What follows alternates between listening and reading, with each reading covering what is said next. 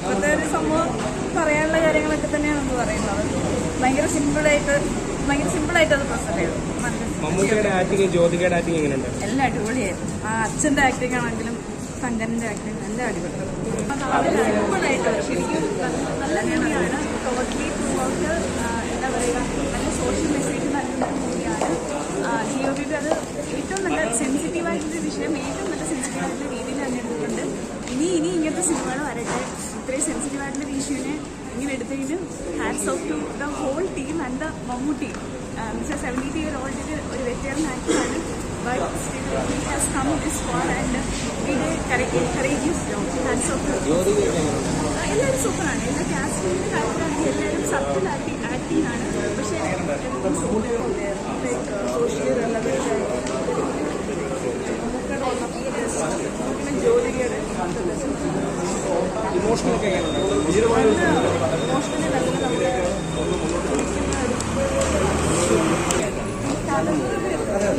നല്ല മൂവിയാണ്. ഡിഫറെൻ്റായിട്ടുള്ള കൺസെപ്റ്റായിരുന്നു. പിന്നെ അത്യാവശ്യം കൂടുതൽ ഡയലോഗ്സും കാര്യങ്ങളൊന്നും ഇല്ലെങ്കിലും എല്ലാവരും എവ്രി വൺ പിക്ക് ചെയ്ത് പറയാൻ പറ്റില്ല. എല്ലാവരും എക്സെപ്ഷണലാണ്.